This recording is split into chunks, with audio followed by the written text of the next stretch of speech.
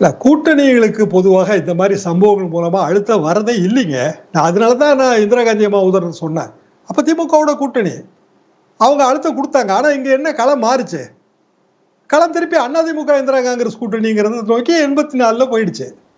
எதற்காக இது சொல்றேன்னா, எப்போதுமே கூட்டணிகள் தேர்தல் வெற்றிக்காக நிர்ணயிக்கப்படுவதுதான். நாளைக்கு அதிமுக பெரிய அளவுக்கு வெற்றி பெறுவதற்கு வாய்ப்பு இருக்குன்னு சொன்னா பல கூட்டணிகள் இடம் மாறலாம். அப்ப இது ஒரு காரணமா சொல்லுவாங்க. அதை தாண்டி அரசியல் இதுல என்ன இருக்குதுன்னு எனக்கு புரியல. அதாவது எதிர்கட்சி வரிசையில் இருக்கிற ஒரு கட்சி சரியான அரசியல் பண்ணுது, அப்படி எடுத்துக்கிடலாம். திரு எடப்பாடி பழனிசாமி அவர்கள் முதலாளாக குரல் கொடுத்தார், தொடர்ந்து குரல் கொடுத்து கொண்டிருக்கிறார். அது சரிதான், அப்படிதான் செய்ய முடியும். ஆனால் ஆளுங்கட்சி தான் நிவாரணம் கொடுக்க முடியும், எதிர்கட்சியை தான் நிவாரணம் கொடுக்க முடியும். அதே ஆளுங்கட்சி செய்கிறது. இதை தாண்டி வேற இதுல என்ன நவீனத்துவம் இருக்குன்னு தான் எனக்கு புரியல. ஒண்ணு தீர்வை நோக்கி பேசணும், இல்ல பழைய அரசியல் வரலாறு பேசணும். ரெண்டு தானே பாயிண்ட். இதுல என்ன பெரிய கணக்கு இருக்கு அப்படின்னு கேக்குறீங்க? இதுல ஒன்றும் இல்ல, வெற்றி கணக்கு மட்டும்தான் சொல்றீங்க. எப்போதுமே தேர்தல் கூட்டணி தான் கூட்டணி. மத்ததெல்லாம் நீங்க தாராளமா ராகுல் காந்தி இங்க பார்க்கலாம். பாக்குறதுனால திமுக கூட்டணியை முறிச்சுக்க போறது இல்ல. தாராளமா பார்க்கலாம். அது அவருக்கு அகில இந்திய அளவுல கூட இன்னும் கூட ஒரு வலு சேர்க்கலாம். சரி, அவருக்கு என்ன கணக்குன்னா, அங்க சபாநாயகர் தேர்தல் இருக்கு, அங்க 1008 பிரச்சனை இருக்கு, இங்க வர்றதுக்கான நேரம் இல்ல. அவ்வளவுதான், சிம்பிள் தான் அது. சரி, நாளைக்கு இதே ராகுல் காந்தி நிலைப்பாடை மாற்றி வரக்கூடாதுன்னு என்ன இருக்கு? ஓகே. குபேந்திரன், இப்ப கூட்டணி கட்சிகளுக்கான ரோல் பத்தி ஷியாம் சொன்னார். ஆளுங்கட்சி நிவாரணம் கொடுக்குது, எதிர்கட்சி போராட்டம். இதுல கூட்டணி கட்சிகள் அப்படின்றப்ப சில இடங்கள்ல அவங்க விட்டாங்கன்னா அது பாஜகவோ அதிமுகவோ மக்கள் பிரச்சனைகளை நாங்க போராட்ட களத்துல இருந்தோன்னு இவங்க வாக்கு வங்கி அவங்க எடுத்துக்கிறதுக்கான, இவங்க ஸ்பேஸ் அவங்க எடுத்துக்கிறதுக்கான வாய்ப்பு இல்லையா? அதுக்கெல்லாம் வாய்ப்பே இல்லை. அதாவது ஒரு பிரச்சனைக்காக எதிர்கட்சி குரல் கொடுக்கிறது, உடனே வாக்கு வங்கி அந்த கணக்கெல்லாம் போட முடியாது. இப்போ நட்டா காங்கிரஸ் எழுதுறார், மல்லிகார்ஜுன கார்கே எழுதுறார், நீங்கள் இது குறித்து ஏன் பேசவில்லை, ஏன் மௌனம் காக்கிறீர்கள் சொன்னார்ல. உடனே காங்கிரஸ் கட்சி மணிப்பூர் பத்தி நீங்க என்ன பேசுனீங்கன்னு கடிதம் எழுதலாம்ல. மணிப்பூர் பத்தி உங்களுக்கு நீ எப்பயாவது பேசிருக்கீங்களா?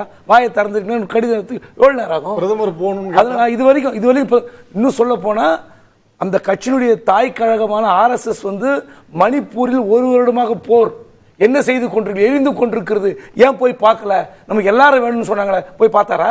முதல்ல எங்க இத்தாலிக்கு போறார். G7 இந்தியா நான் பங்கெடுத்திருக்கா, நம்ம மெம்பரா?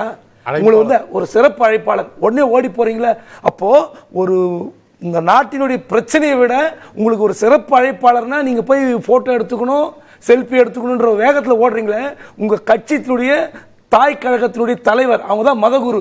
மதகுரு சொன்ன பிறகு கூட மணிப்பூருக்கு போற மனசு இல்லைன்னு சொல்லி நான் கேட்கல. கார்கே ஒரு கடிதம் எழுதலாம் இல்ல. அதனால இதனால கூட்டணி நீங்க தலைப்பு வச்சுட்டீங்க. விஜயனுக்கு என்னன்னா தலைப்பு தாண்டி போகாம வந்து பேசுங்க இழுக்கிறீங்க. ஆனா விஷயம் என்னன்னா தலைப்புலயே ஒண்ணும் இல்ல என்ன சொல்ல வரீங்க. அதான் உண்மை. இல்ல நம்ம என்னன்னா ஷியாம் சார் சொன்ன மாதிரி தான்.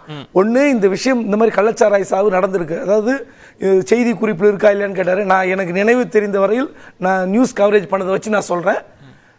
2011 2021 வரை 0 டெத் நான் ஏத்துக்க மாட்டேன். ஏன்னு கேட்டீங்கன்னா 2011 ஜெயலலிதா அவர்கள் ஆட்சிக்கு வந்த பிறகு திருக்கோயிலூரில் ஒரு சம்பவம் நடந்தது.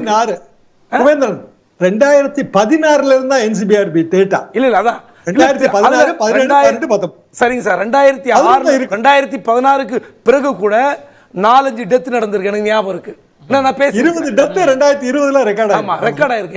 திருவாரூர்ல டெத் நடந்திருக்கு, நாகப்பட்டினத்துல 4 டெத் நடந்திருக்கு. நான் ரெக்கார்ட் நாளைக்கு தான் கூட நான் சப்மிட் பண்ண தயாரா இருக்கேன். அதனால நம்ம இந்த விஷயங்களை பேசுறதை விட்டு சார் சொன்ன மாதிரி தான் இது அடுத்த கட்டத்துக்கு அரசியல் கட்சிகள் எப்படி நகர்த்தி கொண்டு போகின்றன.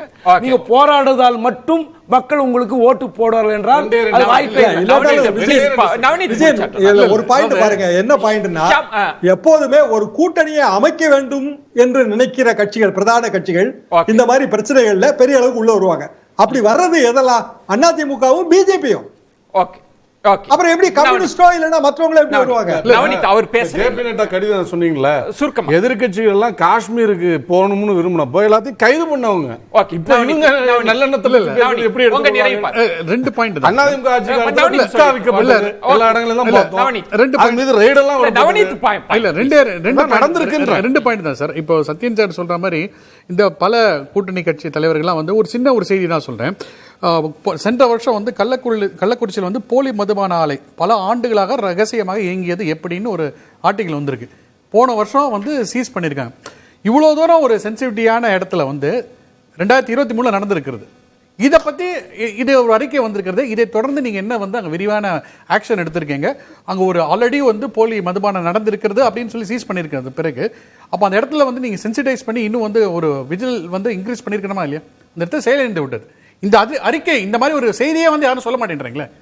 கள்ளக்குறிச்சியில் போன வருஷம் வந்து ஒரு இயங்கி இருக்கிறது, அதுக்கு வந்து நடவடிக்கை எடுத்துருங்க, அதுக்கு மேலே என்ன வேற என்ன நடவடிக்கை எடுத்துருக்கீங்கன்னு யார் அதனால அவங்க வாயை பேச மாட்டாங்க. அவங்களை அப்ரிஷியேட் பண்ணுறாங்களே தவிர்த்து வந்து அரசுக்கு எதிராக வேண்டாம், அட்லீஸ்ட் மக்களுக்கு ஆதரவாக நீங்க என்ன செயல்பட்டிருக்கீங்க அப்படின்ற கேள்வியே எழுப்ப மாட்டேன்றாங்க. First point. செகண்ட் பாயிண்ட், இப்ப சார் சொல்றது கார்கே அவர்கள் எழுதலாம் மணிப்பூருக்கு செல்லலை. நான் என்ன கேட்கிறேன், அது வந்து அஃப்கோர்ஸ் வந்து G7 மாநாடுன்றது வந்து அது வந்து ஒரு டிசைடட் இது. அது இந்தியாவோட பிரதமர் யாராக வந்தாலும் அதை அட்டெண்ட் பண்ண போறாங்க. இவர் தான் அட்டெண்ட் பண்றது, இவர் தான் அட்டெண்ட். சோ யாரா இருந்தாலும் வரப்போறாங்க. செகண்ட் பாயிண்ட், இங்க தூத்துக்குடியில பெருவெள்ளம் மழை புயல் வந்த போது வந்து இங்க இருக்கக்கூடிய முதல்வர் எங்க போனார் அப்படின்னு கூட கேள்வி கேட்கலாமே. நம்ம அவர் கூட்டணி வந்து இன்டாக்டா வைக்கிறதுக்கு டெல்லி போனாரு. வந்த பிறகுதான் அவர் வந்து இதுக்கே போனாரு, என்ன சொல்ல, அசஸ்மெண்ட் போனாரு. நிதியமைச்சர் வந்து பிச்சைனாங்க. நான் என்ன சொல்றேன், இப்படி பேசினா இப்படி பேசுறாங்க, திருட்டு சாவி எடுத்துட்டு வர்றவங்க, நீங்க வந்தா பிச்சை போடுறவங்க எல்லாம் நீங்க தமிழர்கள் பிச்சைக்காரன் திருடன், இதுதான் நீங்க கொடுத்த பட்டம். தோத்து வந்து அரசு வந்து என்ன பண்ணிருக்காங்க, ஏன்னா ஒரு வருஷத்துக்கு தொடர்ந்து 2வது வருஷம் நடக்கும்போது அதை தடுக்கிறதுக்கு என்ன பண்ணிருக்காங்கன்ற யாரும் கேள்வி கேட்க மாட்டேங்கிறாங்க. சிறப்பு விருந்தினர்களுக்கு நெஞ்சம் நிறைந்த நன்றி. மற்றொரு தலைப்புல சந்திப்போம். போல என்ன கள்ளக்குறிச்சிக்கு போல. எனவே கிராம காவலர்கள் முறையை